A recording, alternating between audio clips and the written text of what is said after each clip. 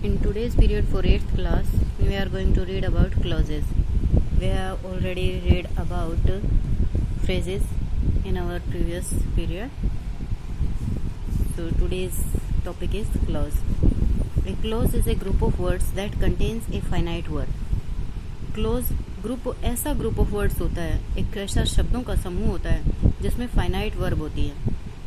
और finite verb क्या होती है? जो according to subject, number and person change हो जाती है. It must have a subject, इसका एक सब्जेक्ट होना ज़रूरी है, एंड अ प्रेडिकेट, और एक प्रेडिकेट का होना ज़रूरी है. But it is not a complete sentence, लेकिन ये पूरा सेंटेंस नहीं होता. It forms a part of large sentence, ये एक बड़े से वाक्य का हिस्सा बनाता है. I think that, you are right, ये हमारा जो है ये क्लॉज है, और ये आई थिंक दैट ये अलग से है. People who help others are blessed by God. People who, यहाँ तक का एक अलग सेंटेंसिव पार्ट है, और ये जो help others are blessed by God है, ये हमारा एक क्लॉज है.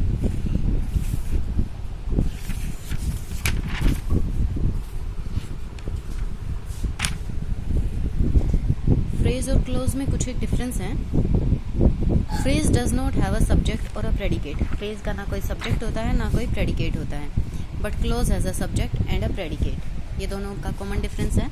इसका सब्जेक्ट और प्रेडिकेट होता नहीं, इसका सब्जेक्ट प्रेडिकेट दोनों होते हैं. Phrase does not have a verb accept in a verb phrase. केवल वर्ब फ्रेज के अलावा फ्रेज में कभी भी कोई वर्ब नहीं होती.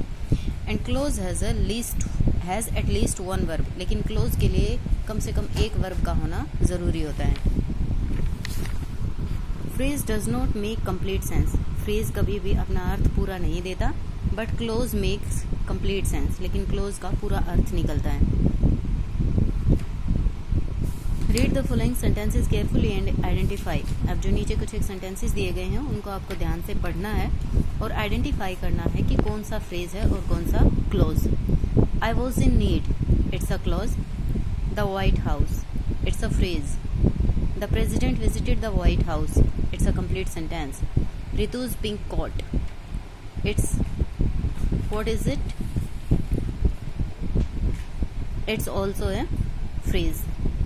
I'm watching a cricket match, it's complete sentence. I love grammar, it's a clause. Watching birds can be fun, it's a phrase. The house on the hill, it's also a phrase. Types of clauses. There are two main types of clauses. First is main clause and second is subordinate clause. A main clause is also called principal clause and or independent clause.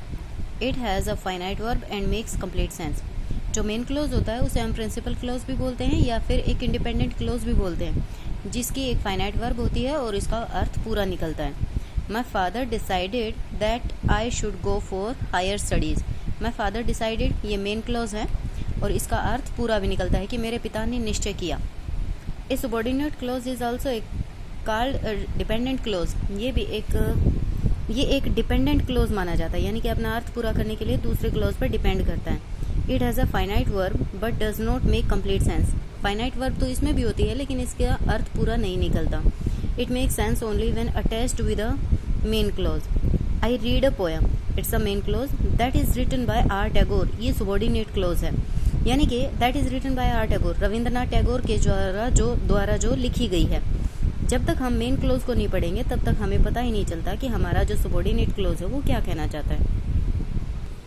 Okay students, that's enough for today.